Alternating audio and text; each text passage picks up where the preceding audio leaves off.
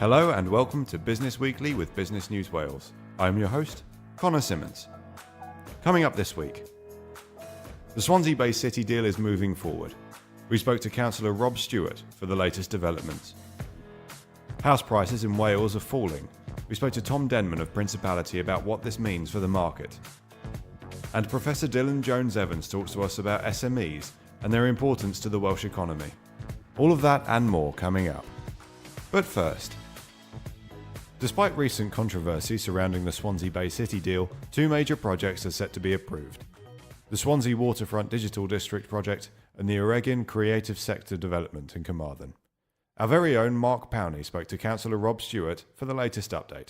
So to start with, Rob, firstly, tell us about the two projects that have been given approval. Where are we? So we've got two projects which are further ahead than the other 9, and they are the Rhian project in Carmarthenshire and the Swansea Digital Waterfront project. Both of those have cleared the final hurdle with government and have now been recommended for final sign-off, which really means essentially £31 million being released to the region to support the delivery of those two projects in the next month or so. So really a positive step and sees the first lot of money flowing into the region. And give us an update generally on the City Deal. What's happening at the moment? So City Deal has been being delivered on the ground really for the last 2 years. But where we've seen perhaps some negative headlines have been around the fact that money up to this point hasn't flowed from governments. Now, councils, partners have been busy delivering individual projects around the region, and we've got 11 projects in our City Deal totaling £1.3 billion.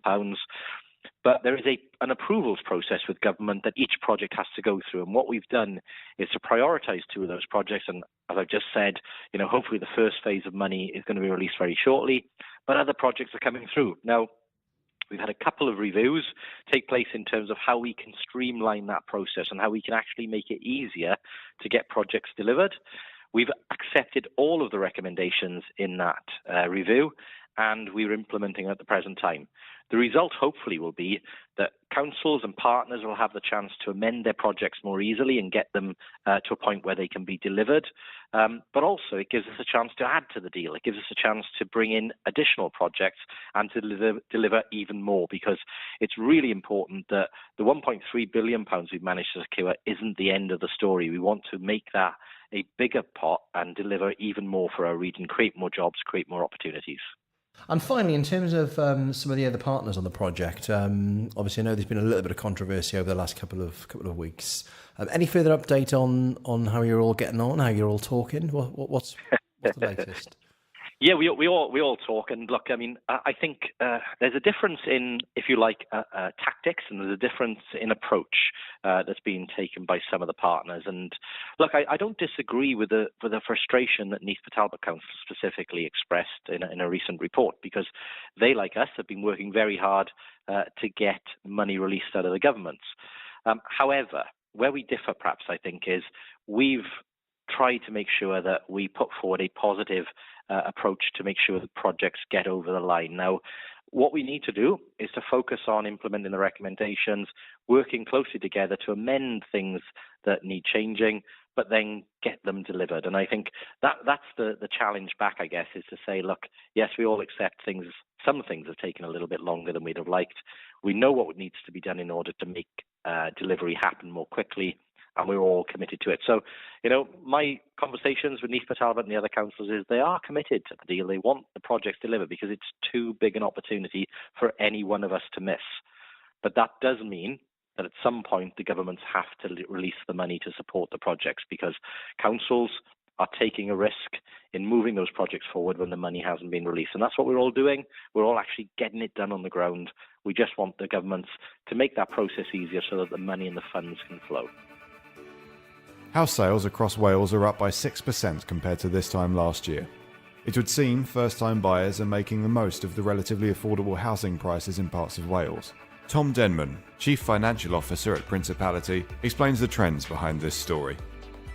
In the quarter, house prices have actually declined here in Wales, and the rate of growth over the preceding 12 months has actually started to slow as well. The trends we're seeing across the rest of the UK as well, and a lot of the backdrop is probably about the uncertainty at the moment. We do have the Brexit uncertainty continues to influence people's decisions and businesses' decisions as well. And so we just feel that the demand for housing is still there, but those transactions are just not occurring at the rate of what they've been doing in the past. So I think those owners of houses now that don't really need to sell are reluctant to put their houses on the market. So you've actually seen a slowdown in supply. Like I say, there is still this underlying demand in the market. Interest rates are still at record lows. Unemployment is still there's high employment here in Wales. So there's still a demand. We just haven't got quite the equilibrium at the moment as we've had in previous months. I think really we're going to see a continued period of subdued house price growth. House price growth is always a bit of a barometer of the wider macroeconomic situation that we're in. And at the moment, we are seeing, business confidence is slightly down, consumer confidence is slightly down.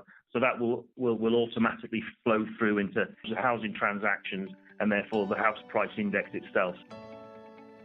Recruit 1-to-1 is set to create 61 jobs as part of a Welsh Government-backed expansion, which includes growing internal delivery teams and enhancing its services to clients, who include BMW, Nestlé, Ralph Lauren and Bosch. Chief Executive of Recruit 1-to-1, Shay Hookings, tells us more. Recruit 1-to-1 have been operating for over 19 years now. The levels of growth that we've achieved recently and continue to achieve are absolutely unprecedented for our business, certainly. And I think they also represent a real success story for Welsh business generally. In terms of numbers, we will be generating revenues in excess of 25 million next year. That would not only make us the largest Welsh-based recruitment agency, but it would also represent a 100% increase on our position from 2018. So we have already moved into our new home at Capitol Tower, Greyfriars Road, overlooking Cardiff Castle. And by the end of this year, we will have created at least an additional 20 full-time vacancies, which would represent at least a 30% increase on our headcount over the course of the year. Welsh Government support has been fairly crucial to us achieving our success, really. I think there's lots of similarities in terms of the views and aims of the organisations. We're both passionate about Welsh business and about creating new opportunities in Wales. I think our success really sort of speaks for itself. I think it's quite rare for privately owned, family-run businesses in South Wales to achieve the levels of growth that we have achieved. The Grove of Narberth, a boutique hotel in Pembrokeshire, is challenging the Welsh tourism industry to take its lead and redirect a proportion of its supply spend into businesses which deliver positive social impact. We spoke to Rhian Edwards of the Wales Co-operative Centre. Well, the term social enterprise partnership in this context, it's a commercial arrangement that's been developed between a commercial business, which is the Grove Hotel in this case, and the Good Wash, which is a social business. So it's an opportunity really for a social business to be delivering into the supply chain of a commercial organisation. Just like any kind of business has a procurement need, so in this case the Grove Hotel had a procurement need to purchase kind of toiletries and luxury toiletries to go into their hotel, and what they've decided to do is take a different approach. Rather than just kind of procure based on a price agenda, they've looked at their green strategy, they've looked at how they can achieve better social aims and objectives, and they've decided to engage with a social business because it helps tick their many boxes just from buying things that they need to within their daily hotel operation. Talent Ticker are one of 12 companies working with the University of South Wales' Data Science graduate programme to educate the next generation of data scientists. Programme Manager Rowena O'Sullivan tells us more about the partnership. So the Data Science Graduates Programme involves a 2-year partnership of Talent Ticker and the University of South Wales, their Data Science department. And what that means is we'll be taking on graduates from the Data Science department, and we'll be taking those graduates on board to train them, show them our office and show them how we work as well. There's loads and loads of benefits. So for example, they get a kind of tryout, so office experience, and they get to apply the data, I guess what they're working on as data scientists, they get to apply those kind of practical elements of their course onto real life, and that's invaluable to graduates. And we're also very proud to be working with the University of South Wales in order to keep talent in Wales and to foster good talent and growth of those skills within Wales.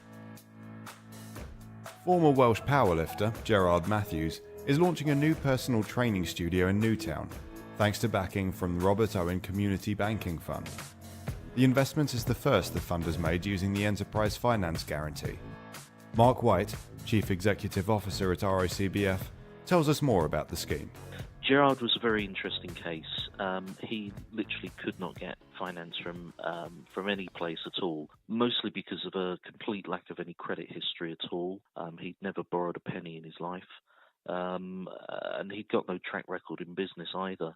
We must admit, when we got the application, we were a bit sceptical ourselves, but we met with him, sat down with him, realised that he'd got a serious track record as a champion weightlifter, and helped him to set up his personal training studio in Newtown with a loan of £7,000, mostly because our business loans officer, Nicola, took the time to sit down with Gerard, understand what he was trying to do, understand his business plan, work with him on his business plan and his financial forecasts to make sure that he'd got a robust business proposal. So it's a really interesting case.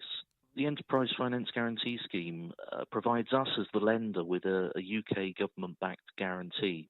So if we see a viable proposal and a business plan which is not being supported because of a lack of security or a lack of credit history, then the Enterprise Finance Guarantee from UK government allows us to lend our capital to those entrepreneurs.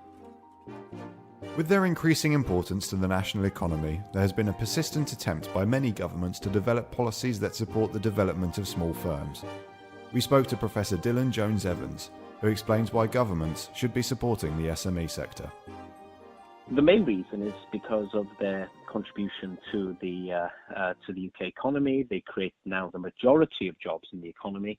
They are major contributors to innovation, particularly in increasingly disruptive sectors such as digital sector, life sciences and others. And more importantly, as we've seen up and down our high streets across Wales and the UK, they are actually an important part of the glue that holds our local communities together. But the real problem that we have is that they are essentially disadvantaged as compared to larger firms. You know, for example, we have to have different types of competition law to make sure that large firms don't dominate markets. But it's also in terms of, if you think about how the size of small businesses, they're disadvantaged in terms of gathering information about market opportunities, sources of finance, dealing with government regulations. You know, the Federation of Small Businesses have said that many small businesses spend at least 20% of the time just dealing with red tape every week. So what governments can do is support that. So here in Wales, we have business support mechanisms such as the Welsh Government's Business Wales, which is a free service that provides that sort of independent support advice to people starting, running, growing a business. The other thing, of course, is I mentioned earlier on about the contribution they make to innovation, but developing innovation is an expensive task, and investing in research and development is something that large companies can do all the time. Small firms would find that far harder, particularly when it comes to funding and financing investment in innovation. So what you have is a range of different initiatives at both the UK and Welsh level. So in Wales, you have the Smart Cymru programme that offers financial support to Welsh business to help them develop.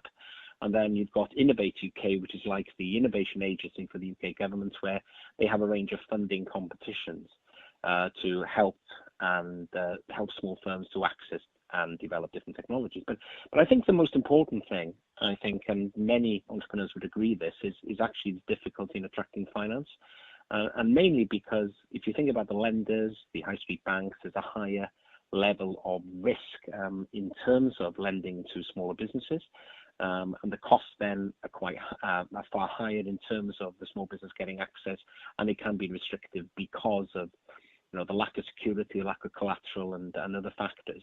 So what we've seen over the last few years is a number of different initiatives by both the UK government and devolved government. So what we've seen is the British Business Bank has been created as a wholesale bank to make sure that they can support the existing banking structure to support small businesses.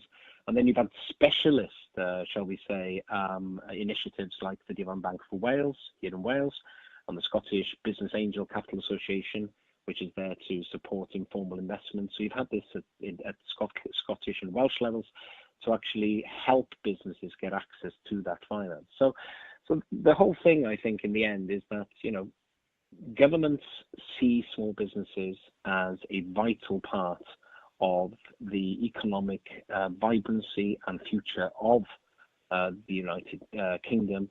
The real challenge now is not only to actually deliver some of the things that I've been describing, but to make sure over the future that small businesses continue to be supported, continue to be financed, and more importantly, continue to make that contribution in terms of job creation and wealth creation. And that's all we have time for this week.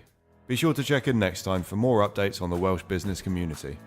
Until then, you can always find us on our website at www.businessnewswales.com.